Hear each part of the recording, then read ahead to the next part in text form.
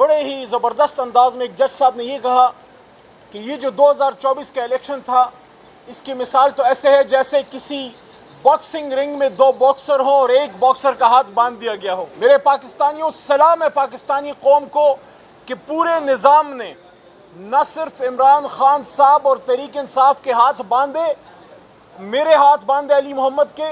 ये काला कोट जिन हाथों में इस वक्त, जिस बदन पे ये काला कोट है, यहां पे हथकड़ियां डाली गई। आज वो लोग इमरान खान साहब से ट्वीट की डिमांड करते हैं जिसकी अपनी हुकूमत स्टैंड की वजह से गई है कि उसने उम्मत मुस्लिमा की कॉज पे कॉम्प्रोमाइज नहीं किया।